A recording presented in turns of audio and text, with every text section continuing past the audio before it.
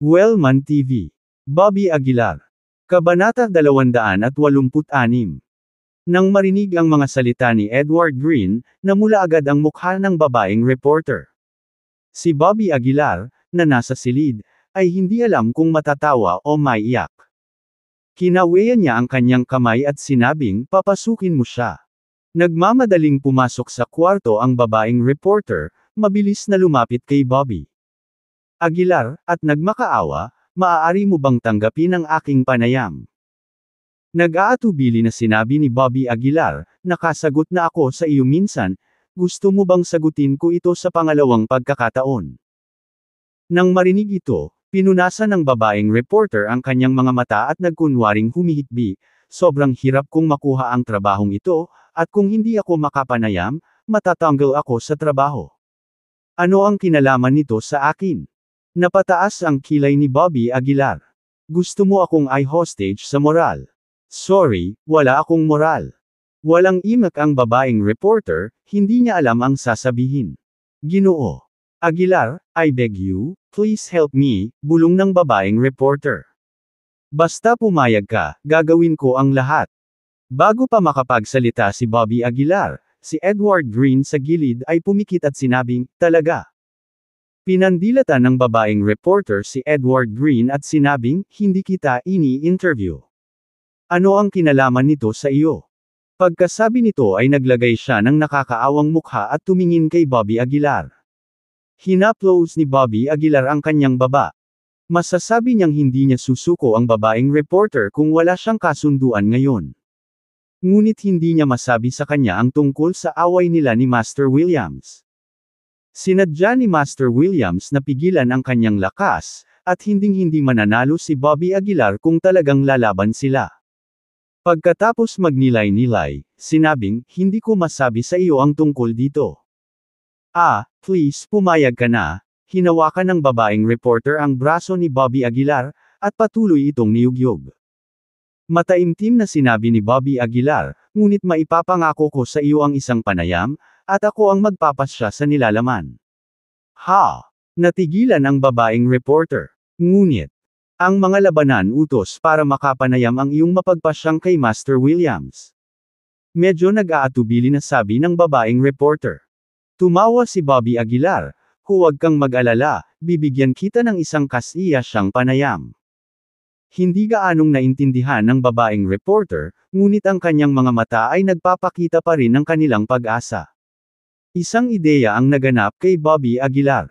Isang kwento tungkol sa pamilya Blair at ang halaga ay higit na hihigit sa isang kwento tungkol sa isang away kay Master Williams. Kaya naman, out of curiosity, sinimulan ng babaeng reporter ang kanyang interview. Isang camcorder ang inilagay sa silid, at hinawakan niya ang mikropono papunta kay Bobby Aguilar. "Magsisimula na ba tayo?" tanong ni Bobby Aguilar. Mabilis na tumango ang babaeng reporter at sinabing, "Nagsimula na kami." Nilinaw ni Bobby Aguilar ang kanyang sinabi sa camera, pagkatapos ay dahan-dahang sinabi, "Ako si Bobby Aguilar, kamakailan lang ay nagkaroon ako ng kasunduan kay Dexter Blair, ang panganay na anak ng pamilya Blair."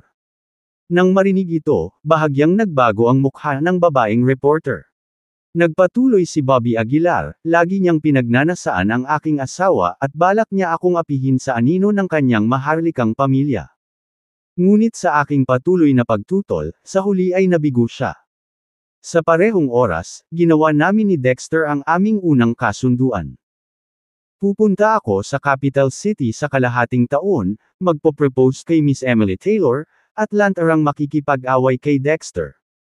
Kapag nanalo ako, isusuko niya ang asawa ko, si Emily, at kailangang yumuko ng 3 beses sa akin, na tinatawag akong lolo niya." Ang mga salitang ito ay hindi kailanman sinabi ni Dexter. Ganap silang ginawa ni Bobby Aguilar.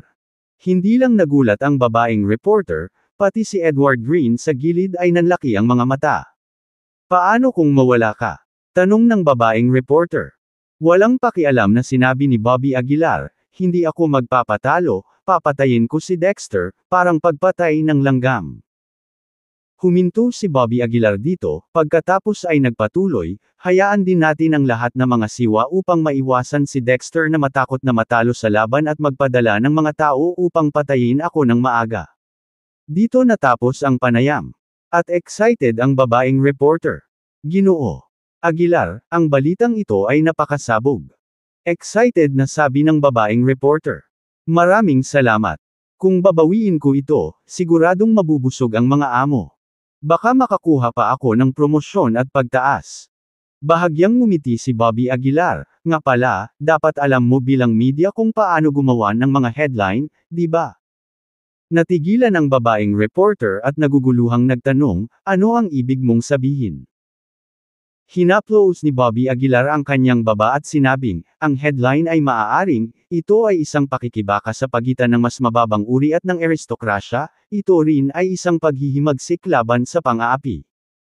Mamatay man ang USA o manalo ang mangangasu, lahat, mangyaring bigyang pansin. Nang marinig ang mga salita ni Bobby Aguilar, hindi napigilan ng babaeng reporter na magbigay ng A. Thumbs up, Mr. Aguilar, ang galing mo talaga. Sayang ang hindi maging editor. Mabilis na na-promote ng titulo ni Bobby Aguilar ang kanyang posisyon. Ginagawa ang kanyang sarili na isang mandirigma na nakikipaglaban sa maharlikang pamilya, at sa pamilyang Blair, na nakalista bilang mga walang pusong kapitalista. Si Bobby Aguilar ay lumaki sa ilalim, at siya ay malinaw sa kanyang puso. Ang lawak ng hindi mabilang na galit ng mga tao sa kapital ay hindi bababa sa kanya. Kaya naman, kapag na-i-broadcast ang balitang ito, tiyak na maaakit nito ang atensyon at papuri ng lahat. Ginoo Aguilar, hindi ko alam kung paano kita pasasalamatan, bakit hindi? I treat you to a meal. Sabi ng babaeng reporter. Hindi na kailangan ng pagkain. Wala lang talaga, winagiway ni Bobby Aguilar ang kanyang kamay. Napaisip ang babaeng reporter, inabot niya ang isang business card kay Bobby Aguilar, paano ito, kung pupunta ka sa River North sa hinaharap, maaari mo akong tawagan. Magpapasalamat ako sa iyo ng maayos. Ano ang salamat?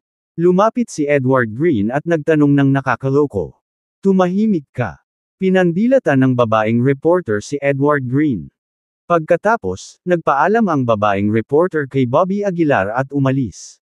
Sinulyapan ni Bobby Aguilar ang business card at nalaman ang pangalan ng babaeng reporter na ito, Nia Lee. Ginoo Aguilar, kung hindi ka interesado, pwede mo ba akong makuha sa kanya? Pinagdikit ni Edward Green ang kanyang mga kamay at sinabing. Inilibot ni Bobby Aguilar ang kanyang mga mata, kung gusto mong kunin ang mga babae, gawin mo ito sa iyong sarili, hindi siya isang bagay na hahayaan. Pagkasabi nito, hindi pinansin ni Bobby Aguilar si Edward Green at tumalikod na para umakyat. Naniniwala si Bobby Aguilar na ang balitang ito ay tiyak na sasabog sa buong mundo ng martial arts. Kinabukasan, dumating si Adonis Williams sa bahay ni Bobby Aguilar ng madaling araw. At si Bobby Aguilar ay nakahanda ng may sasakyan, handa nang umalis. Ginoo Aguilar, saan tayo pupunta? Tanong ni Edward Green nang makasakay na sila sa sasakyan. River North, Bergerac Province. Sabi ni Bobby Aguilar. Lumiit ang mga pupils ni Edward Green at sinabi niya sa takot na boses, Mr. Aguilar, hindi ba ang lumang bagay na iyon, Adonis, sa Bergerac Province? Kung pupunta tayo doon, pwede ba niya tayong paalisin? At, nabash ko siya sa internet, siguradong hindi ako pababayaan ng matandang bastard na iyon. Bulong ni Edward. Tumingin si Bobby Aguilar kay Adonis Williams na may amused look. Kabanata 287. Si Adonis Williams ay mukhang hindi natural, kahit na medyo kakaiba. Ginoo Aguilar, bakit hindi ka mag-isa? Ayokong sumama, ungol ni Edward Green. Tumingin si Bobby Aguilar kay Adonis Williams at ngumiti, Master Williams, patawarin mo siya. Marahanabam antong hininga si Adonis Williams, para sa iyong kapakanan, ililibre ko siya sa pagkakataong ito. Biglang natauhan si Edward Green sa nangyayari at takot na tumingin kay Adonis Williams, parang pasang nakatayo ang balahibo. Ikaw si Adonis Williams. Napalunok si Edward Green. Hindi sumagot si Adonis Williams bagkus ay nagwagayway lang ng kamay, let's go. Bumilis ang sasakyan patungo sa River North Region. Malawak ang River North Region, at ang Choiseul ang pinakamaliit sa ilang probinsya. Dahil ang Bergerac Province ay hiwalay sa Choiseul ng ibang probinsya, mabagal ang paglalakbay. Sina Bobby Aguilar at Edward Green ay nagsalitan sa pagmamaneho mula araw hanggang gabi at sa wakas ay nakarating sa Bergerac Province kinaumagahan. Ito ang lalawigan ng Bergerac. Matapos makapasok sa teritoryo ng Bergerac, huminga ng malalim si Bobby Aguilar. Inilabas niya ang kanyang banal na pakiramdam upang madama ang higit sa kalahati ng lalawigan ng Bergerac. Kailangan kong sabihin, ang chi sa Bergerac ay higit pa sa Choiseul, sabi ni Bobby Aguilar sa malalim na boses. Bahagyang tumango si Adonis Williams, malapit kasi yun sa Divine Alchemist Pavilion, kaya natural na mas mayaman ang chi. Ang Divine Alchemist Pavilion. Nakontrata ang mga mag-aaral ni Bobby Aguilar. Alam niya ang lugar na ito, na sinasabing may mataas na katayuan sa lipunan, at ang kanilang mga kasanayan sa medikal ay walang kapare sa mundo. Maraming mahahalagang tao ang pupunta sa Divine Alchemist Pavilion para sa paggamot. Kung tungkol sa Pavilion Master, siya ay mailap, at napakahirap na makilala siya. Kung magkakaroon ako ng pagkakataon, dapat kong bisitahin ang Divine Alchemist Pavilion, naisip ni Bobby Aguilar sa kanyang sarili. Nagpatuloy ang sasakyan, at mabilis silang nakarating sa Williams Mansion. Medyo elegante ang tirahan ni Adonis Williams, na ang buong bahay ay itinayo sa estilong Chinese. Matapos itulak ang pintuan sa harapan, isang pal-iko-likong landas ang sumalubong sa kanila. Sa magkabilang gilid ng landas ay may mga kawayan, nagbibigay ito ng kakaibang lasa ng martial arts. Nasa unahan lang ang tirahan ko. Itinuro ni Adonis Williams ang isang mansyon sa hindi kalayuan. Bahagyang tumango si Bobby Aguilar, kakaiba talaga ang tirahan ni Master Williams. Ang pagkakaroon ng gayong bahay sa panahong ito ay tunay na isang luho. Walang sinabi si Adonis Williams. Naglakad na lang siya patungo sa mansyon habang nakapulupot ang mga kamay sa likod. Bilang isang master ng River North Region, natural na maraming alagad si Adonis Williams. Ngunit ngayon, medyo naguguluhan siya dahil wala siyang nakitang mga alagad sa kanyang daan. Kakaiba, kumunat ang noo ni Adonis Williams. Sinubukan niyang ilabas ang kanyang banal na pakiramdam, ngunit wala ni isang tao sa buong pamilya Williams. Lumabas ba silang lahat? Kumunat ang noo ni Adonis Williams. Anong mali? Tanong ni Bobby Aguilar. Ikinaway ni Adonis Williams ang kanyang kamay para ipahiwatig na walang problema. Una, hayaan mong dalhin kita upang makita ang Enlightenment Tea, sabi ni Adonis Williams. Tuwang-tuwang tumango si Bobby Aguilar, sige. Kaya, pinangunahan ni Adonis Williams si Bobby Aguilar sa isang lihim na silid. Bagamat tinatawag itong secret chamber, isa lang talaga itong storage room, at 2 tao lang ang may susi. Ang isa ay si Adonis Williams, at ang isa ay ang kanyang senior na disipulo, si Patrick Ivory. Binuksan ni Adonis Williams ang pinto ng storage room at pumunta sa isang kahoy na aparador sa harap niya. Narito na ang Enlightenment Tea, dahan-daang binuksan ni Adonis Williams ang aparador. Ang kasabika ni Bobby Aguilar ay umabot sa lahat ng oras na mataas, nakatitig ng mabuti sa aparador upang makita kung ano ang hitsura ng Enlightenment Tea. Gayunpaman, nang buksan ang aparador, ito ay walang laman. Kumunat ang noo ni Adonis Williams. Mabilis niyang hinalungkat ang storage room ngunit hindi pa rin niya makita ang Enlightenment Tea. Paano ito nangyari? Sa sandaling ito, maging si Adonis Williams ay nagsimulang magpanik. Master Williams, anong nangyari? Kumunat ang noo ni Bobby Aguilar. Hindi nagsalita si Adonis Williams, ngunit naging malamig ang kanyang mukha. Si Patrick Ivory kaya ang kumuha nito. Mas malamig ang ekspresyon ni Adonis Williams. Pagkasabi niyon ay tumingin siya kay Bobby Aguilar at yumuko, pasensya na, parang kinuha na ang Enlightenment Tea. Pero huwag kang mag-alala, gagawa ako ng paraan para maibalik yun. Kinuha. Nagsalubong ang kilay ni Bobby Aguilar. Hindi na nagsalita pa si Adonis Williams. Itinulak niya ang pinto at nagmamadaling pumasok sa looban. Walang kaluluwa sa buong patio. Nagdulot ito ng masamang pakiramdam kay Adonis Williams. Noon lang, isang boses ang narinig mula sa sinaunang balon sa looban. Master, bumalik ka na ba? Ang boses ay nagmula sa kailaliman ng balon. Si Adonis Williams ay nagmamadaling pumunta sa balon at nakita niya sa kaibuturan, ang isang disipulong nanginginig. Anong nangyayari? Malaki ang pagbabago sa mukha ni Adonis Williams. Itinaas niya ang kanyang kamay upang siyasatin ang balon, at isang banayad na puwersa ang nagangat sa disipulo palabas ng balon. Nang makita ng alagad si Adonis Williams, hindi napigil ang mapaluha. Anong nangyari? Malamig na tanong ni Adonis Williams. Pinunasan ng disipulo ang kanyang mga luha at humikbi, si Patrick Ivory. Patrick Ivory.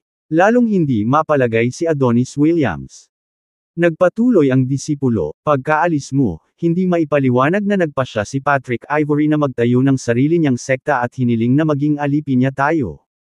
Hindi kami sumang-ayon, at doon nagsimulang pumatay si Patrick Ivory. Ang kanyang kapangyarihan ay lumago ng husto, at kahit na kami ay nagsama-sama, hindi namin siya matatalo. Sa puntong ito, ang mga luha ng alagad ay bumagsak ng hindi mapigilan. Napaluhod siya sa sakit at sinabing, sa sobrang galit, pinatay ni Patrick Ivory, ang lahat ng nakatatandang kapatid natin. Nang inag sa galit si Adonis Williams nang marinig ito. Isang surge of power ang biglang sumabog mula sa kanya, dahilan para kumaluskos ang mga kawayan. Guro, dapat mong patayin si Patrick Ivory at ipaghiganti mo kami. Napasigaw ang alagad sa dalamhati. Pero matagal na hindi umimik si Adonis Williams. Ang kapangyarihan na kakalabas niya ay mabilis na binawi. Sa loob ng ilang segundo, bakas ng mapanglo ang lumitaw sa mukha ni Adonis Williams. Sa sandaling iyon, si Adonis Williams ay tila may edad ng mga dekada. Master Williams, ikaw, ayos ka lang. Kumunot ang noo ni Bobby Aguilar. Ikinaway ni Adonis Williams ang kanyang kamay, medyo mahina, okay lang ako. Pagkatapos niyang magsalita, bumagsak si Adonis Williams sa lupa. Mabilis siyang inalaya ni Bobby Aguilar at itinuro ang kanyang chi sa katawan ni Adonis Williams. Bumalik muna tayo sa kwarto. Tinulungan ni Bobby Aguilar si Adonis Williams pabalik sa kwarto. Nakahiga si Adonis Williams sa kama, puno ng masalimuot na emosyon ang mukha. Bobby Aguilar, pasensya na kung hindi ko natupad ang pangako ng iyong ama, sabi ni Adonis Williams na may guilt. Ikinaway ni Bobby Aguilar ang kanyang kamay, hindi na kailangang sabihin iyon ngayon. Isang mahabang buntong hininga ang pinakawalan ni Adonis Williams at masakit na sinabi, si Patrick Ivory ay walang mga magulang mula noong siya ay bata pa. Pinalaki ko siya at itinuro sa kanya ang lahat ng aking mga kasanayan, ngunit hindi ko akalain, gagawin niya ang ganoong bagay. Pagkasabi noon ay bumuhos ang malabong luha mula sa mga mata ni Adonis Williams. Sa pagtingin kay Adonis Williams, nakaramdam ng halo-halong emosyon si Bobby Aguilar. Naiintindihan niya ang nararamdaman ni Adonis Williams. Ang sarap ng pinagtaksilan ay hindi matiis. Lalo na paggaling sa taong malapit sa iyo. Kabanata 288. Si Adonis Williams ay nahiga sa kama, ang kanyang mukha ay mukhang sobrang haggard. Sa isang sulyap, para siyang ordinaryong magsasaka na nagtatrabaho sa bukid. Hindi alam ni Bobby Aguilar kung paano aliwin si Adonis Williams, bagamat nakaramdam din siya ng panghihinayang sa kanyang puso. Kung tutuusin, talagang nakakaakit ang epekto ng Enlightenment Tea. Bukod dito, ang mga epekto ay iba-iba sa iba't ibang mga talento. Kung nagawa niyang ubusin ang 3 Enlightenment Teas, maaaring direktang pumunta si Bobby Aguilar upang harapin si Dexter Blair. Master Williams, huwag kang masyadong malungkot, pag-aaliw ni Bobby Aguilar. Tumingin si Adonis Williams kay Bobby Aguilar na puno ng guilt ang mga mata. Inilagay niya ang kanyang kamay sa kanyang noo at bamulong, Bobby Aguilar, ito ang utang ko sa iyo. Umiling si Bobby Aguilar at tumawa, Master Williams, hindi ganyan ang dapat mong sabihin. Sa harap ng tukso, tinupad mo ang iyong pangako sa lahat ng mga taon na ito. Kahanga-hanga na iyon. Sinabi ni Adonis Williams na may pagtataka, sa tingin mo ba talaga? Seryosong tumanggaw si Bobby Aguilar, totoo ang sinabi ko. At saka, laging may mga pagkakataon. Nang marinig ito, hindi napigilan ni Adonis Williams na umupo sa kama. Sa mapait na ngiti sa kanyang mukha, tila naramdaman niyang medyo walang katotohanan ang kanyang mga kilos. Ang usaping ito ay hindi maaaring ayusin ng ganito.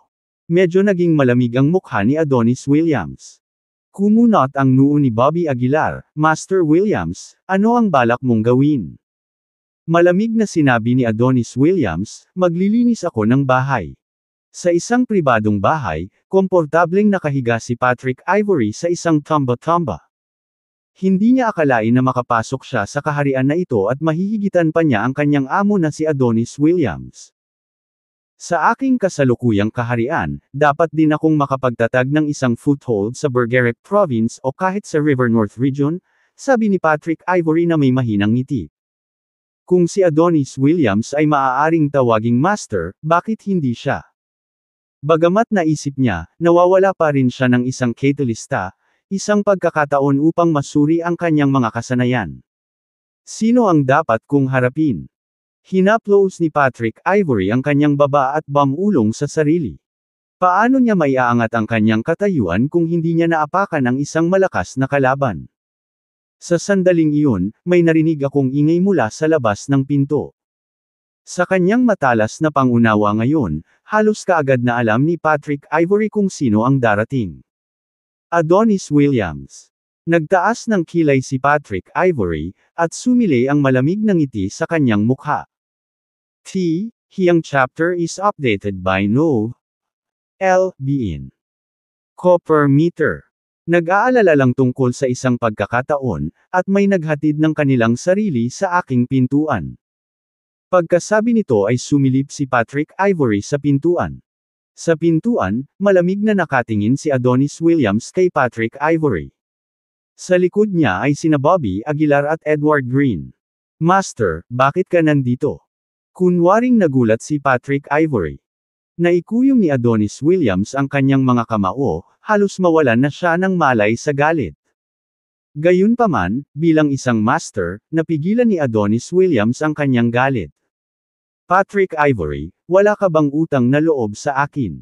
Mataimtim na sabi ni Adonis Williams. Nang marinig ito, medyo hindi komportable si Bobby Aguilar sa kanyang puso. Kahit sa sandaling ito, ayaw pa ring maniwala ni Adonis Williams na pinagtaksilan siya ni Patrick Ivory. Gusto pa niya itong bigyan ng pagkakataon. Maliwanag, matagal nang itinuring ni Adonis Williams si Patrick Ivory bilang kanyang sariling anak. Gayunpaman, napangisi si Patrick Ivory, an explanation. Anong paliwanag? Hindi ko maintindihan ang sinasabi mo. Nang marinig ito, hindi na napigilan ni Adonis Williams ang kanyang galit. Galit na nagmura si Edward Green na nakatayo sa gilid, hiyep ka talaga. Kung hindi dahil kay Master Williams, matagal ka nang gumagala sa lansangan, di ba? Masusing pinalaki ka ni Master Williams at itinuro sa iyo ang lahat ng kanyang kakayahan, ngunit ginawa mo ang isang karumal-dumal na bagay. Tao ka pa ba? Si Edward Green ay galit na galit at sumigaw. Napatingin si Patrick Ivory kay Edward Green at nginisyon, saan nanggaling ang mabangis na asong ito?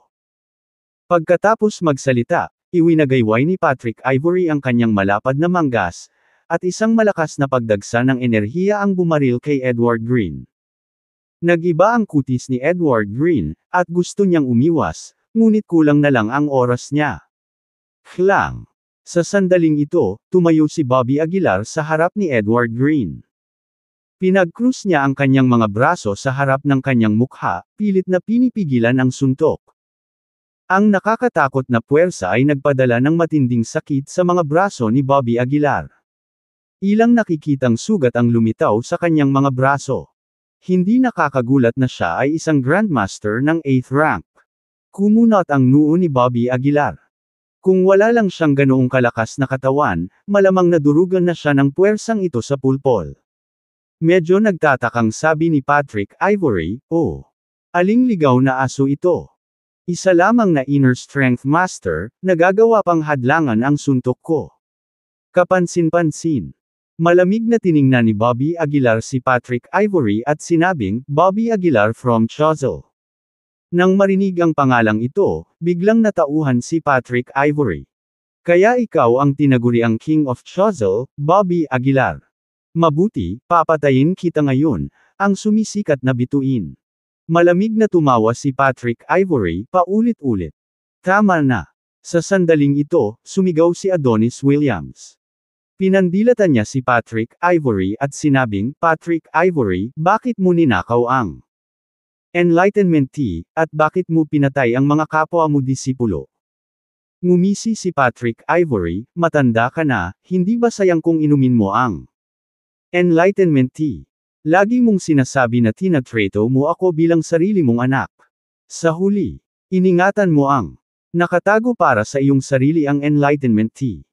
Anong klaseng paraan iyan para tretuhin ang sarili mong anak, ha? Ang mga salita ni Patrick Ivory ay walang alinlangan na nakakagalit. Nang inagsagalit si Adonis Williams. Pinilit niyang pinatatag ang kanyang emosyon at malamig na sinabi, kung gayon bakit mo pinatay ang iyong mga senior brothers? Sila ang iyong mga malalapit na kapatid na gumugol ng kanilang mga araw at gabi sa iyo. Paano ka naging walang awa? Malamig na tumawa si Patrick Ivory. Adonis Williams, huwag kang magpanggap na santo. Pinatay ni Bobby Aguilar si EJ Williams, at hindi ka lang nabigo sa paghihiganti kundi nakipagsanib puwersa ka rin sa kanya. Paano mo ako masusumbong? Sa mga salitang ito, natahimik si Adonis Williams at hindi alam kung paano sisigot saglit. Adonis Williams, sa liwanag ng ating nakaraang biyaya, maaari kong iligtas ang iyong buhay. Umalis ka na. Paalis na sabi ni Patrick Ivory. Gayunpaman, ang katawan ni Adonis Williams ay lumundag ng lakas habang malamig niyang sinabi, Patrick Ivory, wala kang puso. Kung hindi kita papatayin, mahihiya ako sa mga kasanayang nalinang ko sa lahat ng mga taon na ito. Ha. Hindi napigilan ni Patrick Ivory ang mapatawa. Sa tingin mo ba may lakas ka para maging kalaban ko ngayon? Alam ko lahat ng galaw mo, at mas mataas ang kaharian ko kaysa sa iyo. Sa anong lupa mo ako mapapatay? Nakapikit si Patrick Ivory habang nagsasalita. Nagnganga ang mga ngipi ni Adonis Williams at sinabing, kahit nakabayaran ko ang dati nitong buhay, dadalhin kita sa impyerno kasama ko. Lalong nanlamig ang mukha ni Patrick Ivory, at sumilay ang panunuya sa gilid ng kanyang bibig. Adonis Williams, binigyan kita ng pagkakataon. Dahil desidido ka sa paghahanap ng kamatayan, huwag mo akong sisihin. Unti-unting tumaas ang aura ni Patrick Ivory.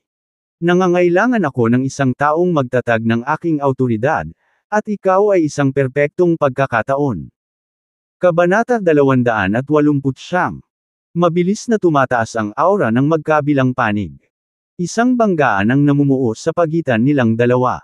Ang tunog ng whoosh ay tuloy-tuloy, na ang nakapaligid na lugar ay nakakaranas ng mabangis na hangin at lumilipad na buhangin at mga bato. Mahigpit na nakakunot ang mga kilay ni Bobby Aguilar. Bagamat walang kumibo sa kanilang dalawa, malinaw pa rin niyang nararamdaman na ang aura ni Patrick Ivory ay nasa itaas ni Adonis Williams. Adonis Williams, maghandang mamatay. Umungol si Patrick Ivory, biglang nawala ang katawan niya. Sa isang kisap mata, nakarating na ang kamao niya sa harapan ni Adonis Williams. Hindi rin nagpahuli si Adonis Williams, itinaas ang kanyang kamao upang salubungin ang pag-atake. Boom! Isa itong napakalaking banggaan, na nagpalipad kay Edward Green. Samantala, napaatras si Bobby Aguilar ng ilang hakbang bago nabawi ang kanyang balanse. Ang mukha ni Adonis Williams ay hindi masyadong maganda, dahil ang suntok na ito ay malinaw na nasugatan ang kanyang palso. Sa kabaligtaran, si Patrick Ivory ay nakatayo sa likod ng kanyang mga kamay, mukhang hindi kapani-paniwalang kalmado. Nang makita ito, si Bobby Aguilar ay nagmamadaling humakbang, nakatayo sa harap ni Adonis Williams. Patrick Ivory, master mo pa rin si Master Williams. Gusto mo ba talagang gawin ang krimen ng pagpatay sa iyong amo? Malamig na sabi ni Bobby Aguilar. Ngumisi si Patrick Ivory, ano ba sayo? Kapag napatay ko na si Adonis Williams, susunod na kitang papatayin. Pinigilan ni Bobby Aguilar ang kanyang galit, sinabing, kung gusto mo talagang ipakita ang iyong kapangyarihan, lalabanan kita sa loob ng 1 linggo.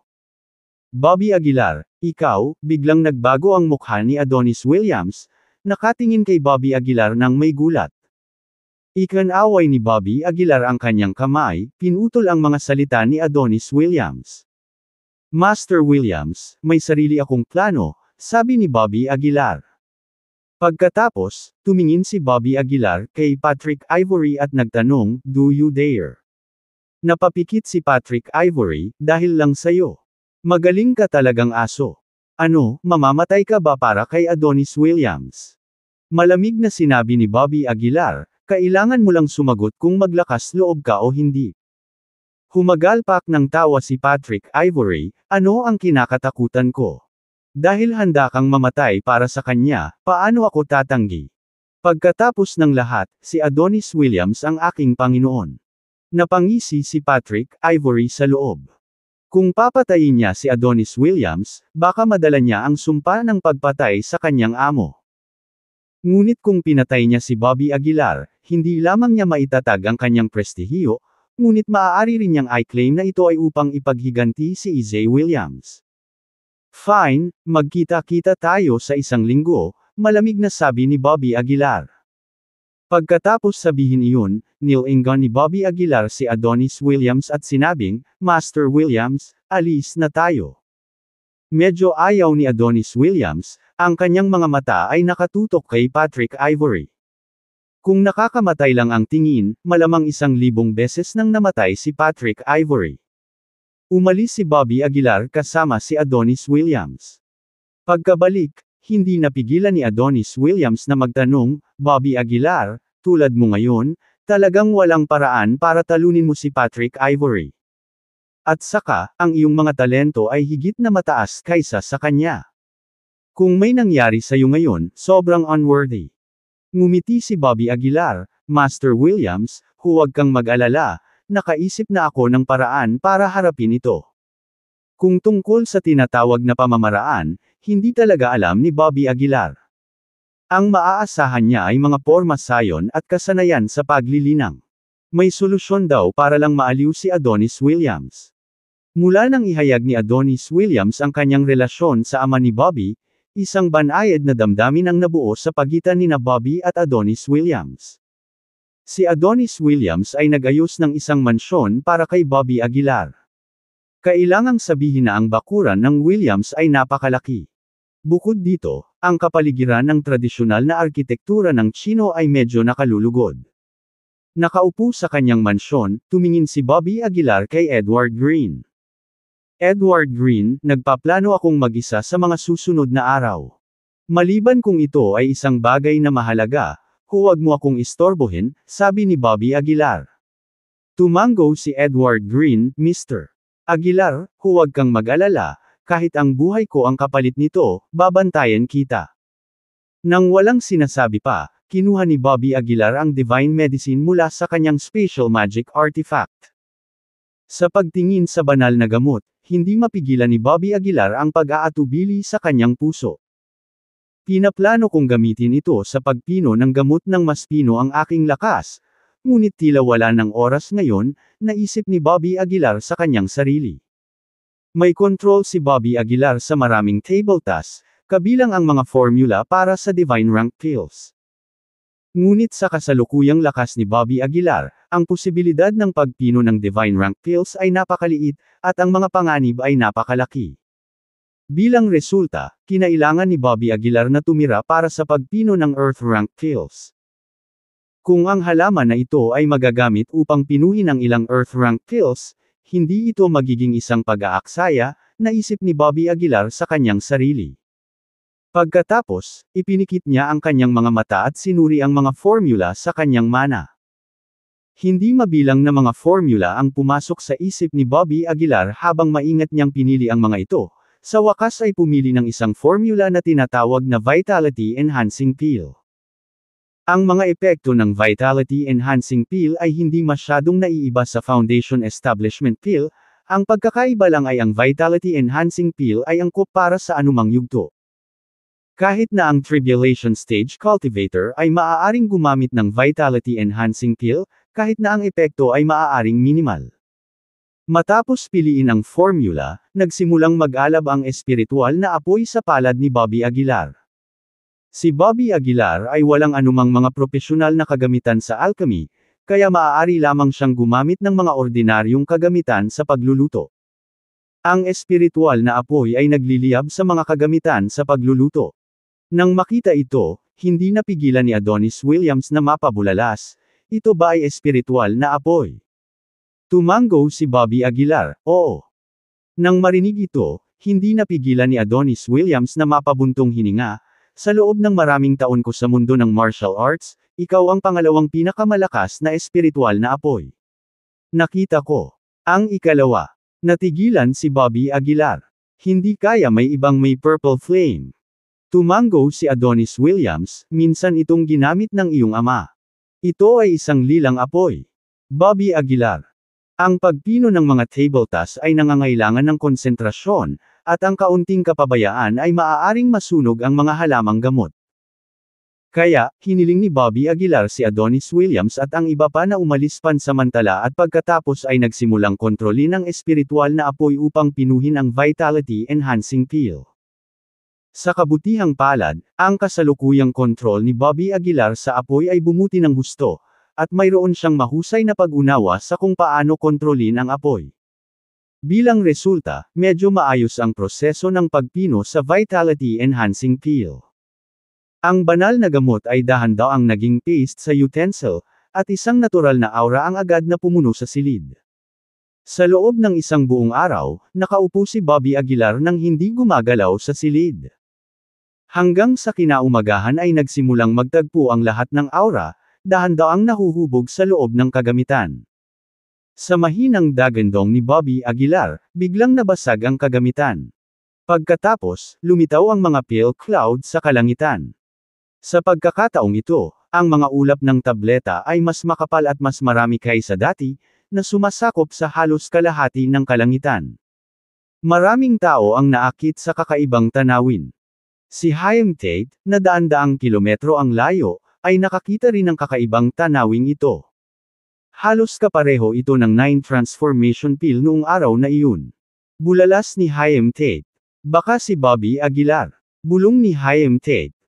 Tumingin siya sa direksyon ng mga peel cloud at bomb ulong, dahil ito ay nasa direksyon ng Bergerac Province. Posible bang pumunta talaga si Bobby Aguilar sa Bergerac Province para hanapin si Adonis Williams?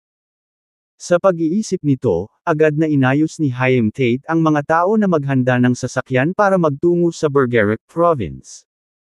Hindi lamang si Chaim Tate, ngunit ang Divine Alchemist Pavilion ay napansin din ng tanawing ito.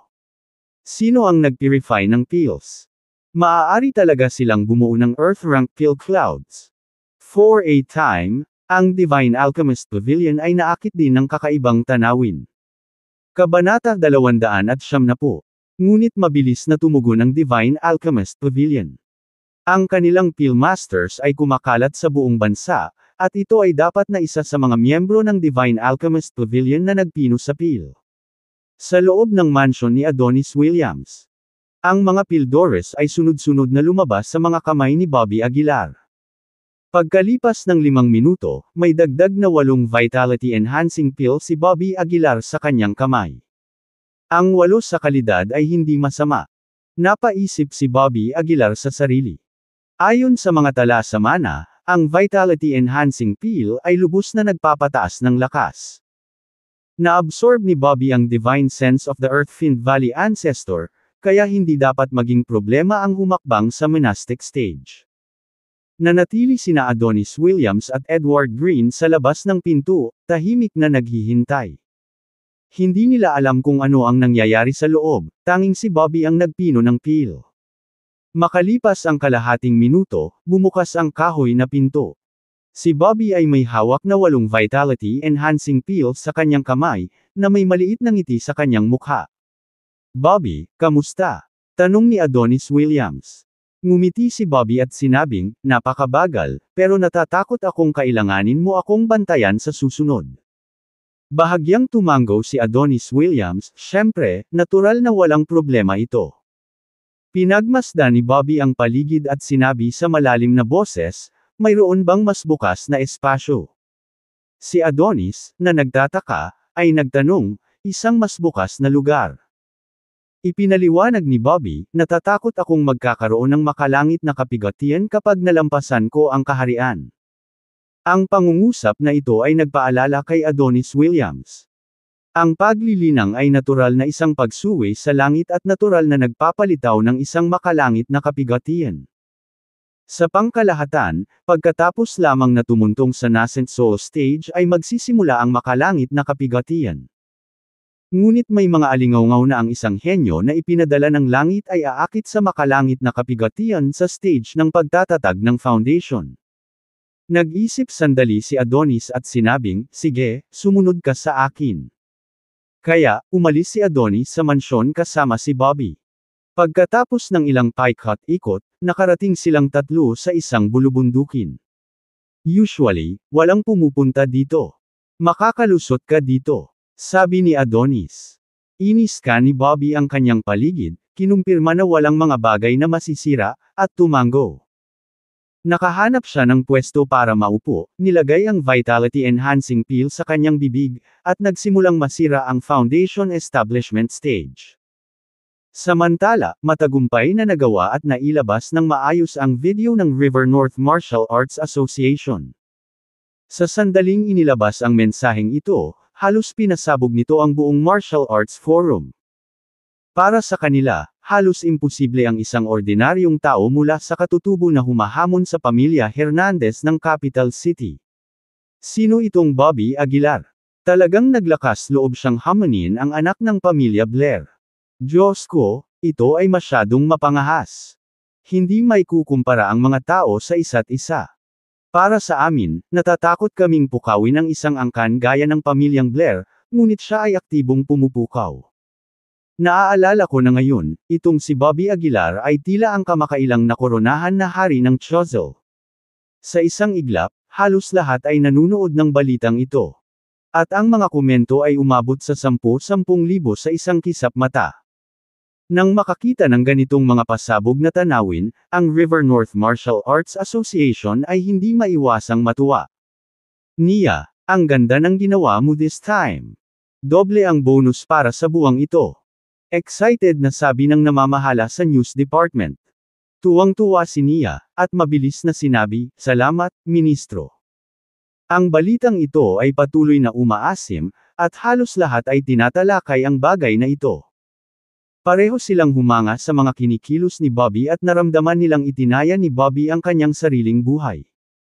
Dapat mong malaman na si Dexter Blair ay isang kilalang henyo sa kabisera ng lungsod. Kasama ang resource background ng Blair family, ito ay hindi maisip. Si Bobby ay kumakatawan sa klase ng ating karaniwang tao. Sana manalo siya. Sino ba naman ang hindi aasa? Ang mga angkan na ito ay umaasa sa kanilang mga relasyon at background at hindi gaanong iniisip kaming mga karaniwang tao. Sapat na ako. Kahit na, sa tingin mo ba ay talagang si Bobby Aguilar ang nasa gawain? Sino ang nakakaalam, maaaring siya na ang susunod na Ignacio Burke. Samantala, sa tirahan ng pamilya Blair sa Capital City. Si Dexter Blair ay nagmumuni-muni, sa harap niya, lahat ng uri ng mga top-grade na damo at tableta ay inilatag. Para kay Dexter Blair, halos maaari niyang ituring ang mga top-grade na tabletang ito bilang jelly beans. Hanggat ang kanyang talento ay sapat na malakas, magagamit ng pamilya Blair ang kanilang walang limitasyong mga mapagkukunan upang hubugin siya sa isang pinakamataas na antas ng martial artist. Maya-maya lang ay biglang bumukas ang pinto. Isang lalaking nasa edad 40, mukhang naguguluhan, ang sumugod. Bumukas ang mga mata ni Dexter Blair. Isang nakakatakot na aura ang bumungad, direktang nagdulot ng pagsusuka ng dugo ng nasa katanghaliang gulang na lalaki. Di ba sabi ko huwag mo akong istorbohin kapag nagmumuni-muni ako? Malamig na sabi ni Dexter Blair. Pilit na bumangon ang lalaki mula sa sahig, nanginginig habang sinasabi, I'm sorry. Mr. Blair, ngunit, may mahalagang balita na dapat mong malaman. Ngumuso si Dexter Blair, anong balita ang napakahalaga? You better see for yourself. Inabot ng lalaki ang kanyang telepono kay Dexter Blair, nanginginig na hindi mapigilan. Matapos ang isang sulyap sa telepono, pulang-pula ang mukha ni Dexter Blair. Hinihiling lang ni Bobby Aguilar na mamatay. Biglang dinurog ni Dexter Blair ang telepono.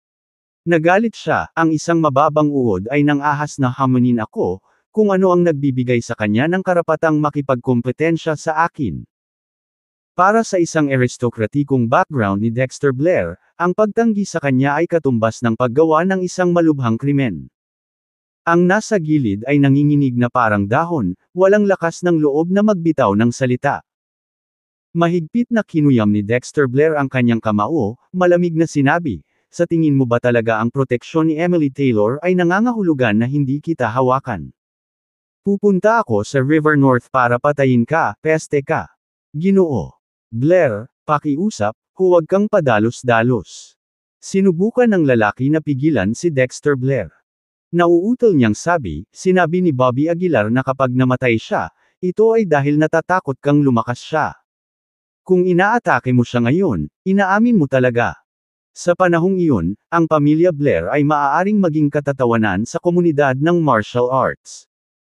Ang mga salitang ito ay nagdagdag lamang ng gatong sa galit ni Dexter Blair. Hindi siya makapaniwala na siya, isang mapagmataas na anak ng isang mataas na pamilya, ay paglaruan ng isang mababang buhay. Ang masama pa, kahit galit siya, wala siyang magawa. Ngayon, si Dexter Blair ay itinulak ni Bobby Aguilar sa isang sulok. At, nabalitaan ko na tila mataas ang tingin ni Mike Taylor kay Bobby Aguilar. Nagdagdag ng panibagong pangungusap ang lalaki. Nang marinig ito, tuluyang nanlamig si Dexter Blair. Kahit na ang pamilya Blair ay hindi mas mahina kaysa sa pamilya Taylor, ang paraan ng paggawa ni Mike Taylor ng mga bagay ay kilala sa buong capital city. Noon, ang pamilya Miller, isa ring nangungunang pamilya, ay ininsulto si Emily Taylor at aktibong pinalayas sa capital city ni Mike Taylor. Ayaw ni Dexter Blair na i-provoke ang ganoong walang humpay na tao. Phew! Huminga ng malalim si Dexter Blair, pilit na pinipigilan ang galit na namumuo sa loob niya. Sige, tutuperin ko ang hiling niya. Sabi ni Dexter Blair sa malamig na tono. Sa kalahating taon, personal kong papatayin ang bastard na iyon. Capital City, tirahan ng pamilya Taylor. Si Emily Taylor, na tumitingin sa balita sa Martial Arts Forum, ay hindi maiwasang mapangiti ng may kasiyahan. Sa sandaling iyon, pumasok si Mike Taylor mula sa labas. Masayang sabi niya, Emily, ano ang nagpapasaya sa iyo? Ibinigay ni Emily Taylor ang kanyang telepono kay Mike Taylor at nakangiting sinabi, Lolo, ang katapangan at pag-iisip ni Bobby Aguilar ay higit pa sa aming inaasahan. Talagang hindi ko siya na-misjudge. Oh, medyo nagulat si Mike Taylor. Pagkakuha ng phone ay tinignan niya ang laman ng screen.